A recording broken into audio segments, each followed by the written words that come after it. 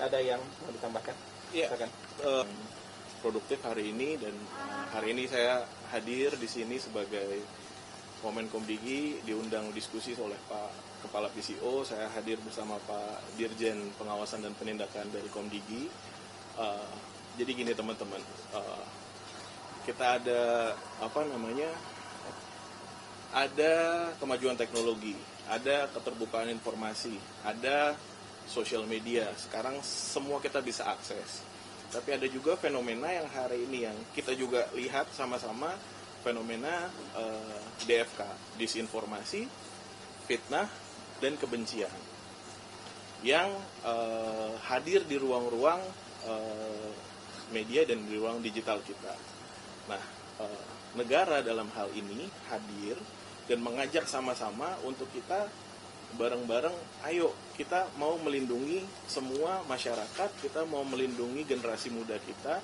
Kalau saya boleh ngomong lebih detail lagi, saya sebagai orang tua, saya juga mau melindungi anak-anak, keluarga saya dari informasi-informasi yang baik gitu loh, bukan informasi yang salah dan salah kaprah. Dan begini, kalau tadi Pak Kepala PCO sampaikan ada berbagai macam sekarang sudah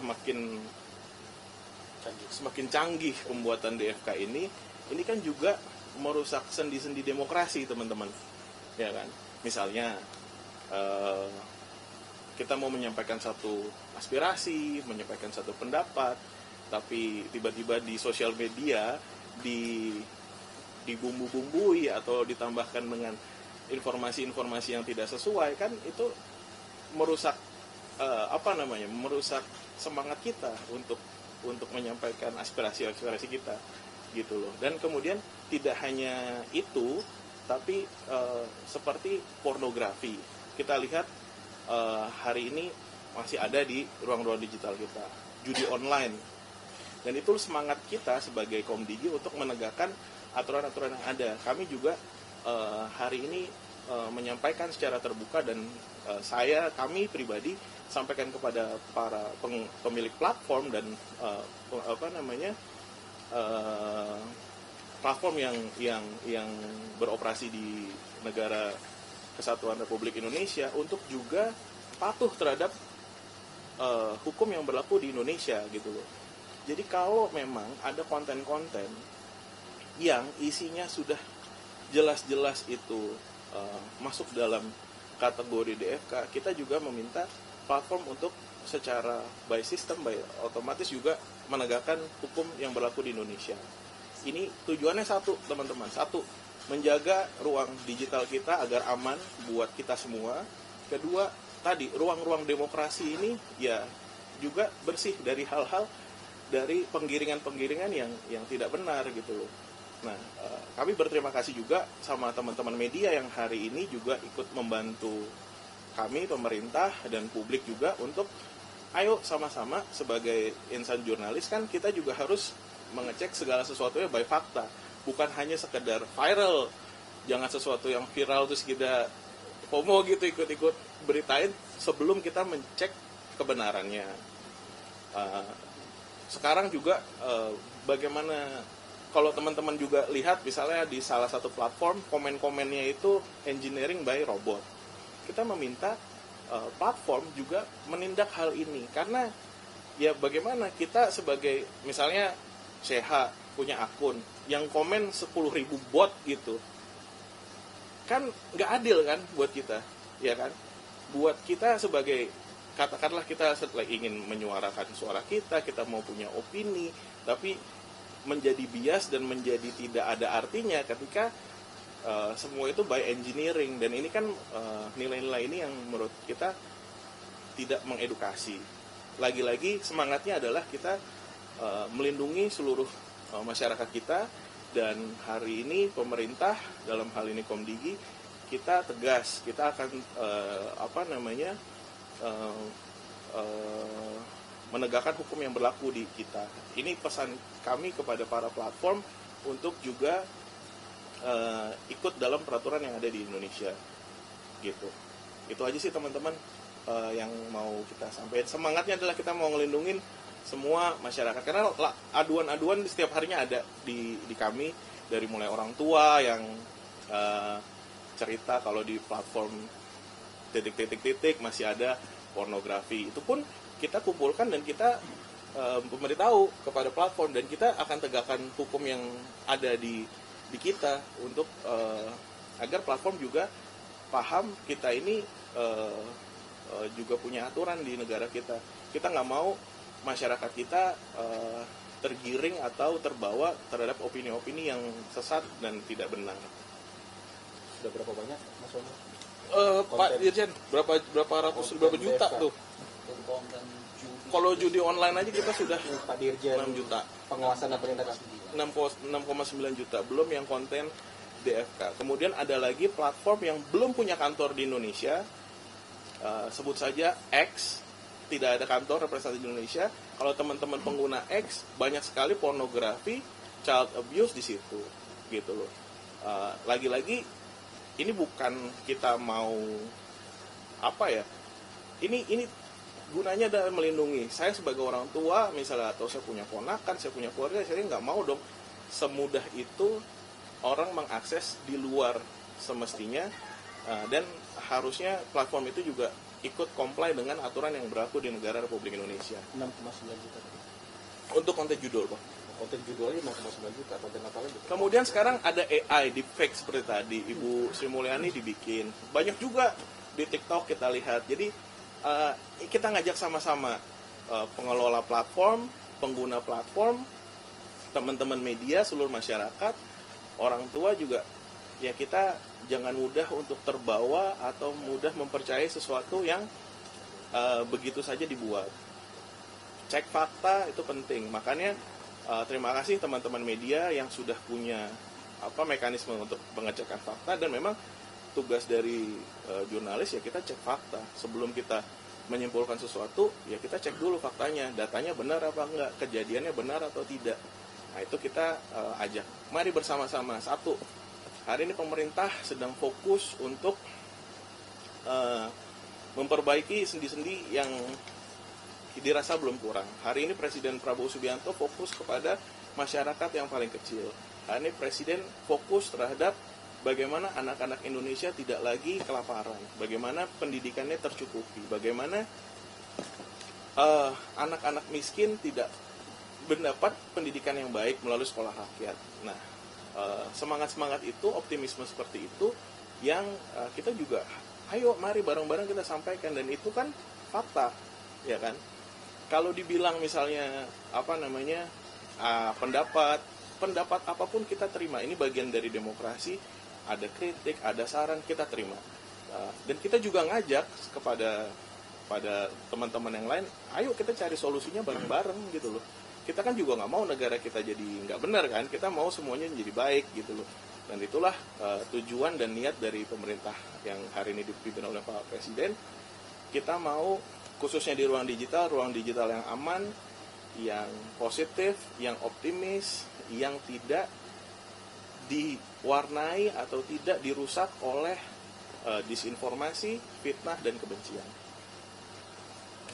Aku rasa itu, teman-teman. Mungkin kalau Pak Kepala atau Pak Dirjen mau nambahin, monggo. Pak Dirjen, ada yang mau ditambahin? Sebenarnya di pihak mereka itu ada kewajiban mereka untuk melakukan moderasi konten secara mandiri. Jadi mereka bisa melihat konten-konten yang melanggar ketentuan peraturan perundang-undangan kita, itu bisa dilakukan filtering bagi mereka. Dari kita sendiri ya, kita sudah menyiapkan sistem untuk moderasi kontennya yang menuntut mereka untuk patuh terhadap aturan itu, yang jika tidak dipatuhi oleh mereka itu bisa dikenakan sanksi administratif sampai kepada pemutusan akses pemblokiran. Bahkan dan ini sedang berjalan untuk, walaupun saat ini memang dari proses masih piloting untuk sistem kita, dan ini sudah masuk dalam setahun ini. Dalam setahun memang pilotingnya adalah setahun. Ketika ini berakhir, maka tadi yang disampaikan oleh Pak Kepala, Pak Wang itu konten-konten di IFK juga akan kita masukkan ke sistem kepatuhan. Walaupun sekarang memang kita fokus kepada judi online dan pornografi anak, memang kita arahkan untuk perlindungan kepada anak-anak kita. Tetapi berakhirnya nanti piloting sistem ini, seluruh aturan pidana yang ada dalam undang-undang ITE maupun nanti undang-undang PDP perlindungan data pribadi itu akan kita masukkan ke sistem.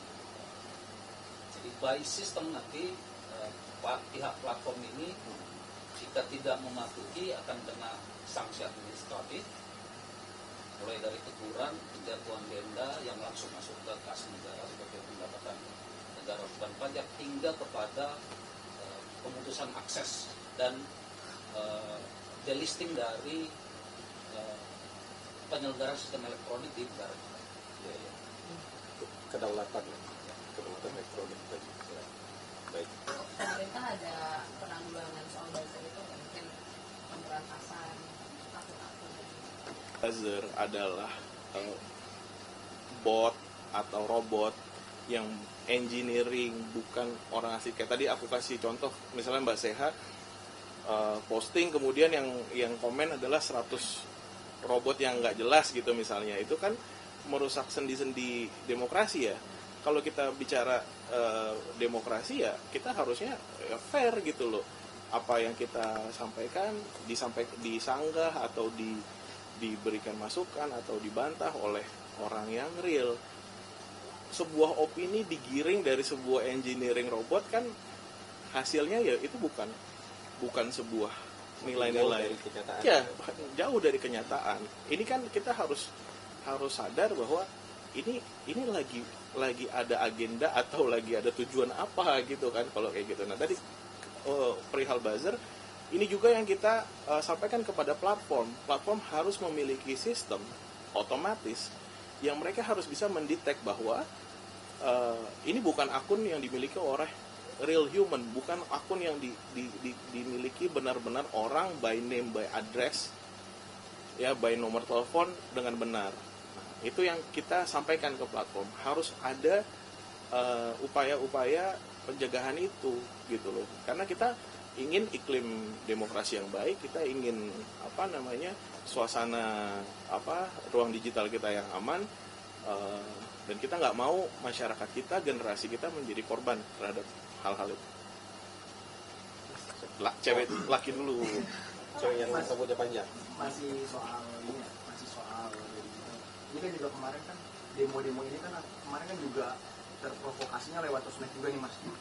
Di YouTube kita nggak ada live demo bakar-bakaran segala macam, tapi ini di TikTok mereka itu menampilkan kerusuhan gitu loh Mas. Para penonton itu kan, karena kemarin kan nontonnya sampai puluhan ribu lah yang nonton di TikTok itu.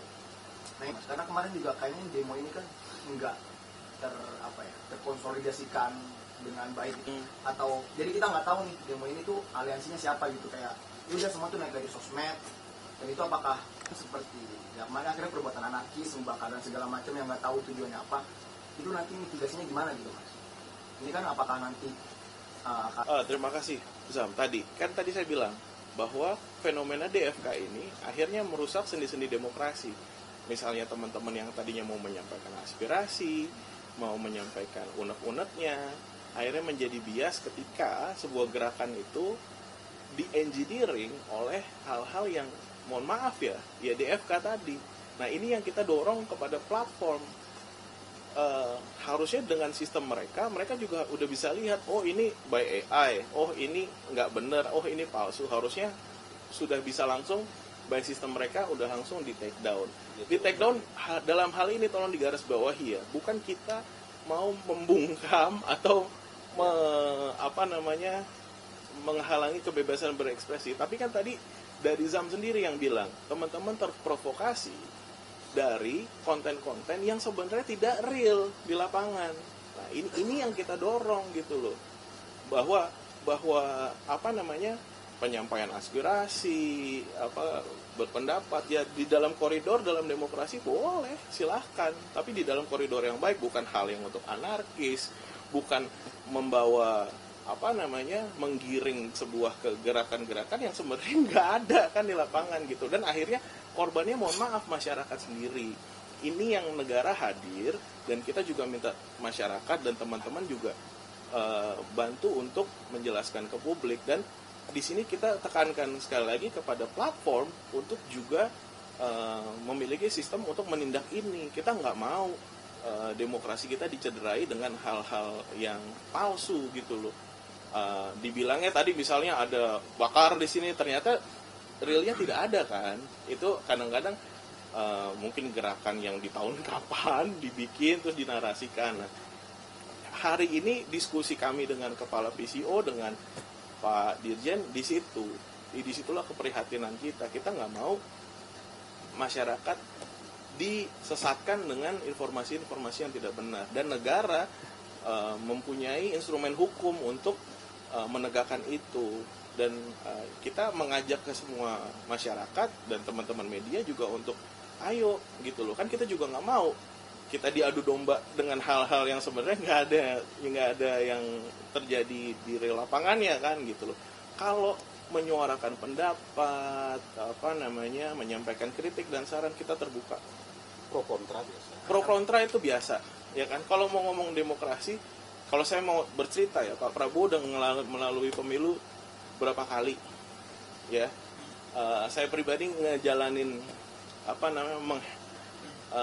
menjadi pelaku di dunia sosial media, bareng-bareng teman-teman media udah berapa tahun gitu loh kan. Nggak ada kan saya pernah melaporkan siapa atas dasar tuduhan apa tuh, enggak. Bagi kami ya kritik itu kita terima, dan itu menjadi sebuah satu koreksi dan masukan buat kami. Dan bahkan kami ngajak gitu loh, misalnya Zam misalnya nggak sepakat, Mas gue nggak sepakat nih program ini begini-begini, ayo Zam menurut lu yang baik bagaimana. Jadi ruang diskusi, ruang komunikasi itu yang kita buka gitu loh. Dalam hal ini selagi-lagi kita ingin ruang digital kita aman, tidak diwarnai atau tidak dikuasai oleh kelompok-kelompok kepentingan yang menggunakan disinformasi, fitnah dan kebencian untuk menyulut dan mengadu domba masyarakat kita itu. Mas, tapi nanti akan bikin bareng gitu loh Mas? Iya, saya pribadi tadi sama Pak Dirjen juga saya hubungi. Yang pertama saya sudah hubungi head TikTok Asia Pasifik, Helena. Saya minta mereka ke Jakarta, kita akan bercerita tentang fenomena ini. Dan kita juga sudah komunikasi dengan TikTok Indonesia. Dengan Meta Indonesia juga kami sudah komunikasi. Yang belum adalah karena platform X tidak ada kantor. Dan ini kita juga harus sampaikan ke publik bahwa X itu tidak punya kantor di Indonesia gitu loh. Harusnya, mohon maaf, mereka berjalan dan beroperasi di atas infrastruktur dan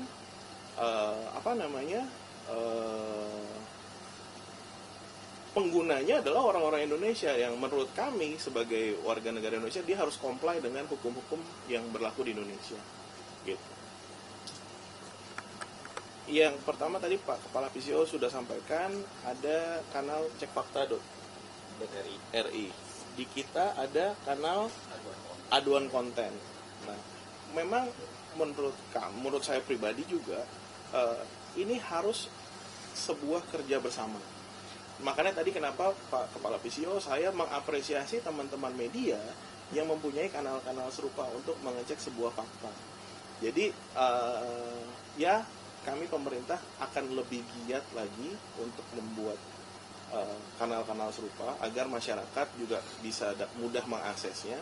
Tapi juga kita mengajak seluruh teman-teman stakeholder lah dan media juga untuk ayo kalau memang ada kanal itu kita bareng-bareng. Jadi gini teman-teman, masyarakat itu kan yang mendapat asupan dari apa yang entah informasi, entah berita yang disajikan. Kita ini kan teman-teman menyajikan, dan kadang-kadang yang ada di sosial media apa yang ditampilkan di dalam konten yang diserap, yang diabsorb oleh netizen atau masyarakat. Nah, mungkin mulai dari kita juga, kita harus punya tanggung jawab terhadap itu. Apa yang kita sajikan adalah bukan hal yang mohon maaf ya, yang menyesatkan, atau yang ya sebuah hal yang disinformasi gitu, mengaburkan. Kita mau menyajikan hal yang apa adanya dan bersifat edukatif gitu loh. Masyarakat juga, rakyat kita tuh harus juga mendapat sajian-sajian yang berkualitas dan yang edukatif. Dan saya yakin semangatnya teman-teman media juga seperti itu. Gitu. Pak Bisyo? Ya. Sudah lengkap ya disampaikan oleh Mas